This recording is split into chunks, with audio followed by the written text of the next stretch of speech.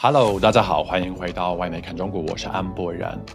Despite tough sanctions from Washington that basically aimed to end China's tech development, the world was shocked last August when Huawei released a new phone, the Mate 60 Pro, which featured an advanced chip that was considered a breakthrough for China's semiconductor industry and a massive win for Huawei, a win that came years ahead of US expectations.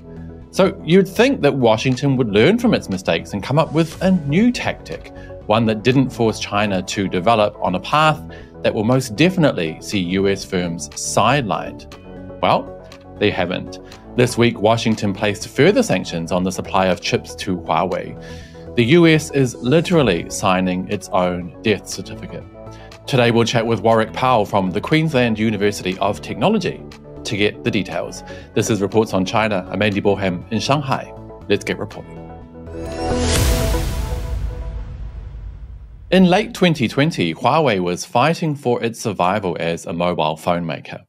A few months earlier, the Trump administration had hit the Chinese company with crippling sanctions, cutting it off from global semiconductor supply chains. Yet nearly 3 years later, in August 2023, a new Huawei device was quietly unveiled to the public, the Mate 60 series phone. The Mate 60 flew off the shelves in China, and the return of Huawei chips following years of sanctions was enthusiastically applauded by nationalists and tech fans. In the US, confusion reigned about how Huawei had overcome sanctions to produce the chips. Jake Sullivan, US National Security Advisor, said that America needed to get more information about the Kirin 9000s. That is a pretty accurate account from the Financial Times about how Huawei's massive David and Goliath win against Washington's attempts to kill the company shocked China hawks and the world alike.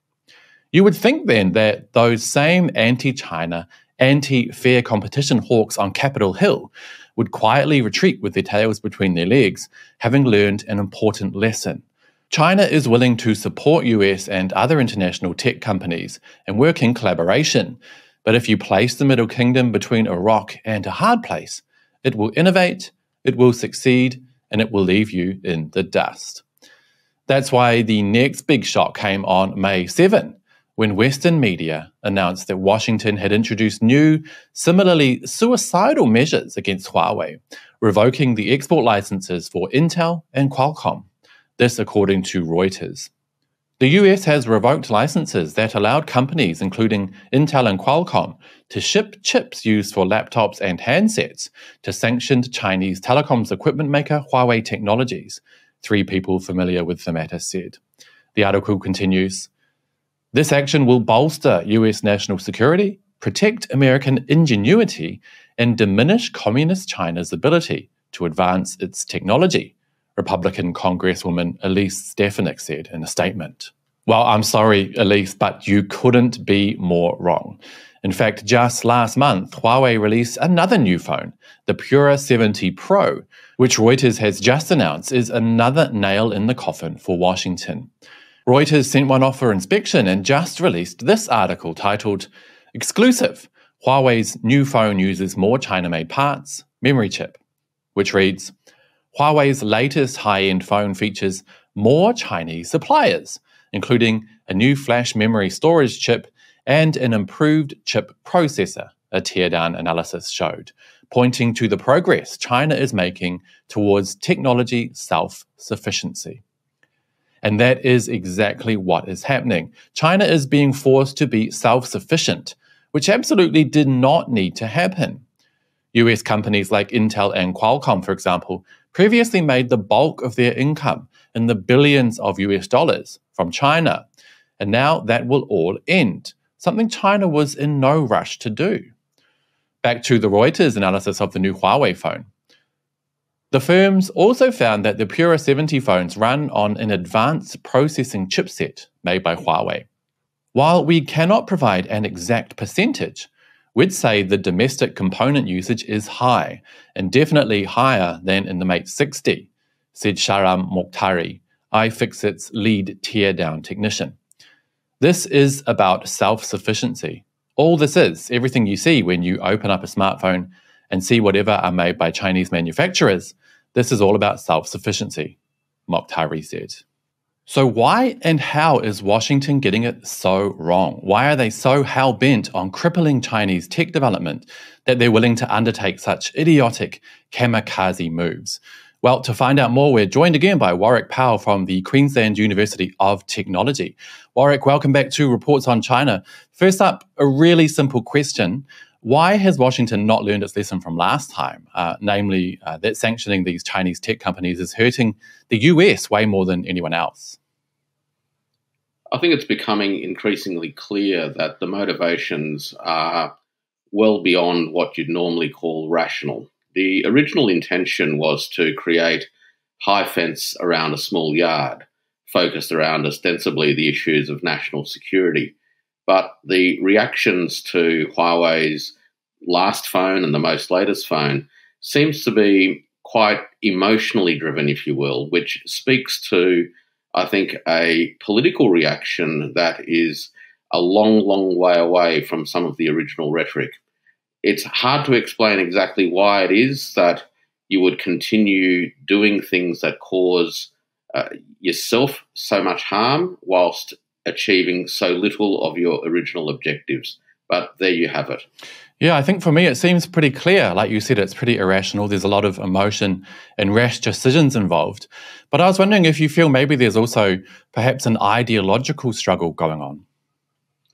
In some ways, Andy, there's a long sweep of history unfolding before our very eyes. And that sweep of history really is an unfinished spiritual war that began a couple of hundred years ago when the American evangelists sought to save the souls of the Chinese, the barbarians from the Orient, and having failed to do so, then proceeded to engage in war with them. And for the last 20 or so years, there was again an attempt to save the great other, the Chinese, and that probably as a project came to an end around or at least in a realization sense, around 2016, 2018 period, when the blob in Washington, so to speak, came to, in some senses, regret the previous 20 or so years of engagement and have now flipped from trying to save the souls of the Chinese by integrating them into global capitalism, American style, to now having to vanquish the Chinese as the uncivilized other. Interesting. Hey, we've seen Huawei release a new phone, the Pure 70 Pro, as well as their very first AI laptop. So clearly, Washington's moves to slow down China's tech development aren't working. So how do you see Chinese tech moving forward in the near future, and what impact do you think that would have on US firms like Intel and Qualcomm, for example? Look, the sanctions have given rise to the kind of reactions that many in the industry actually expected. You know, what doesn't kill you will only make you stronger, and enterprises and countries will understandably respond to an environment where they're being cut off from particular technologies and goods and services. And the Chinese ecosystem has responded with a gusto. The paradox with the attempts to ban Huawei or cut Huawei off from a whole range of technologies is that Huawei has actually begun to play a pivotal role in two main parts. One is in its role as a key developer and anchor within an overall ecosystem within China, which has made it possible for a range of startup firms to get a leg up and for firms to get sufficient volume of sales to really kickstart their big investment activities in some of these new tech spaces. And the other dimension is that Huawei is also fundamentally changing the business model with its commitment to a whole range of open source platforms, which will begin to change the ways in which technology works commercially across the world. Neither of these transformations are actually any good for businesses in the traditional space.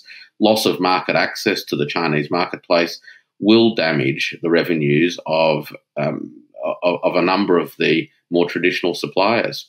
I don't know why this policy is being pursued if your interest is actually around developing American enterprise. But I guess that's the whole point of this irrationality, is that it's got nothing to do with developing industry and a hell of a lot more to do with seeking to harm others.